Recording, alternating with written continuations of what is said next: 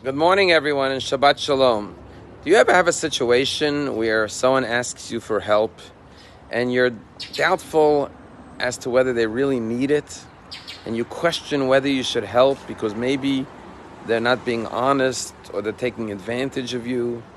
Well, in this week's Torah portion, Avram sees three strangers and he runs towards them and welcomes them into his tent. And then he runs to Sarah and says, Sarah, please make some cakes and bread for them. And then he runs to his son Ishmael and says, let's prepare an animal, a calf, slaughter an animal to serve them meat. And then he brings out milk and cheese and serves them in an elaborate meal. However, we then discover that these three people were actually angels that God sent to Abraham's home on a mission, which means that angels don't really need to eat. They were just pretending to be eating. So the question is, did Avram Avinu waste his time? Was it a waste of energy? Was it a waste of money and effort preparing this whole lavish meal for people who don't even need the food? And the answer is, we say in our daily prayers that God chose Abraham and gave him the name Avraham with the letter Hey in this week's Torah portion. And then the closing verse says, Umatzases levavo ne'eman lefanecha. And God found the heart of Abraham to be faithful and loyal before God. And if you notice, the verse doesn't say in the prayer that God found the actions of Abraham to be faithful, but rather the heart. Because what God focuses on more than anything else is your heart. And therefore, even when you do an act of kindness to someone who doesn't really need the kindness, like in the case of Abraham helping the angels who are not human and don't need, under the impression that they need the food, nonetheless, it's not a wasted act because it demonstrates your heart, your goodness, your kindness, your generosity. And furthermore, when you do an act of kindness, not only does it help the recipient, but it helps you become a better person. The more you extend yourself for others, the more you give, the more refined and kinder you become as a person. And therefore, there's no such thing as a wasted act of kindness. Even if someone cheated you and fooled you to believe that they need help and you extended yourself, that's their problem. For your perspective, you showed your heart, you showed your kindness, and you became a better person as a result of that. There's a story told about the old Satmar Rebbe of blessed memory. His name was Rabbi Teitelbaum.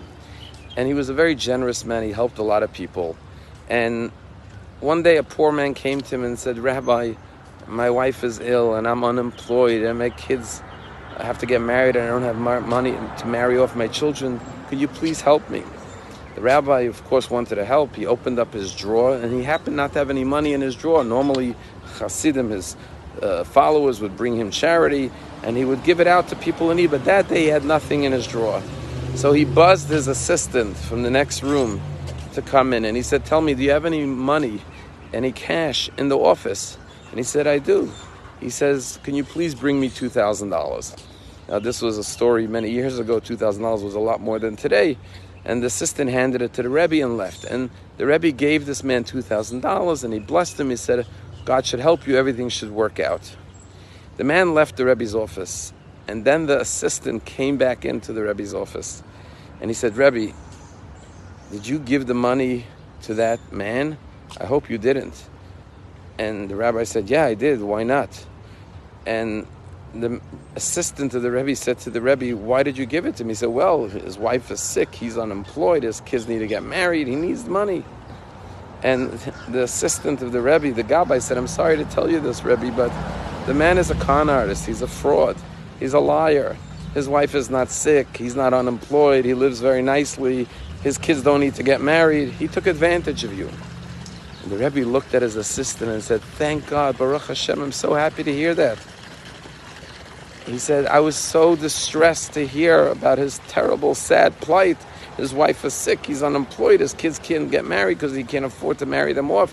Thank God he's not unemployed. Thank God his wife is not sick. Thank God his kids are fine. So happy to hear that. Thank you for telling me. Regardless of what others do, the most important thing is, where is your heart? What have you done? And when you help others, you always become a better person. And therefore, rabbis say, more than the rich man helps the poor man helps the rich man by giving him the opportunity to extend kindness. Have a Shabbat Shalom.